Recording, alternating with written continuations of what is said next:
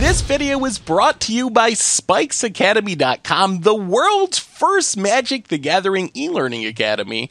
You can get 10% off over at SpikesAcademy.com with the code GOLDFISH, and you can learn more at Spikes_Academy on Twitter. Hello everyone, it's Seth, probably better known as Saffron Olive, and it's time for another Instant Deck Tech.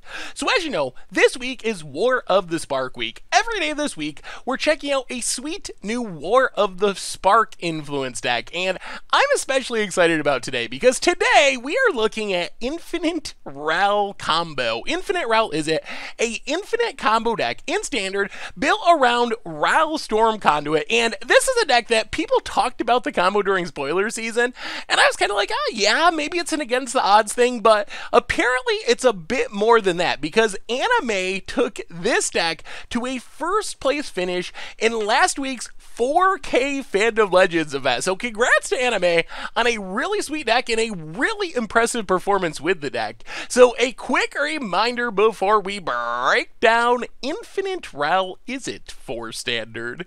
If you enjoy this deck and you want to see it made into videos, take a minute, click the like button, the subscribe button, leave a comment, anything you can do to support your deck, because whichever deck is most popular gets a shot at being made into videos next week. So Infinite Ral Izzet is essentially this weird hybrid deck. It's a combo deck. It can also be kind of like a burn deck, but the centerpiece of this deck is Ral Storm Conduit, one of our new War of the Spark Planeswalkers, and Ral is a very combo-y Planeswalker. 4 mana, 4 loyalty. Whenever you cast or copy an instant or sorcery, you get to ping an opponent or a Planeswalker for 1, which is actually kind of the key ability of Ral Storm Conduit. Can also +2 to scry, -2 to copy the next instant or sorcery you cast. So Ral does 2 things for this deck. First off, it is essential to our infinite combos, which is one of our plans for winning the game. Secondly, it just deals a ton of damage. If we're on our backup plan of just casting a bunch of burn spells, that +1 damage whenever you cast a spell really adds up and helps supercharge our burn spells and allows them to close out the game. So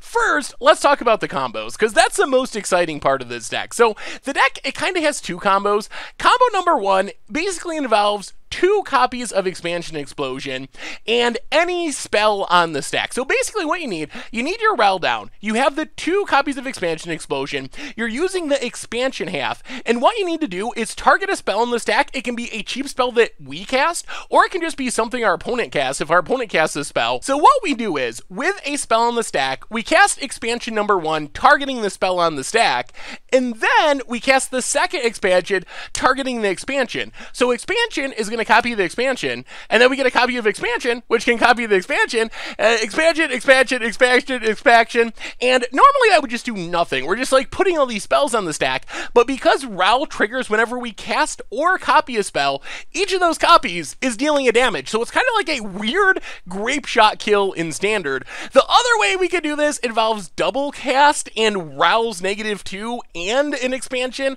If we can like tick down Ral to copy our next spell, then double cast, which is copied by Ral, we let the first double cast trigger resolve, and then we use expansion on the double cast that's on the stack. We get a copy of expansion from the double cast, and then we essentially just go into that same loop where expansion copies expansion, copies expansion, copies expansion, copies expansion, storm off with Ral and win the game. So those are the combo kills with Ral Storm Conduit, and honestly, I got to see this deck in action quite a bit. It does win with the combo. It also wins without the combo, or just the threat of the combo is a very important piece of the deck because people have to play differently and leave up their counter magic and sideboard in horrible cards to try to fight the combo, which allows the deck to win without the combo sometimes as well. So to set up the combo, or just to support our spell plan in general, we have Augur Bolus, another new addition, actually a reprint, comes into play, digs 3 deep for an instant or sorcery, search for Iskanta, filters in the early game, flips around to a way to sort of almost tutor through our deck to find our combo pieces, find those 2 expansion explosions, find our Rals.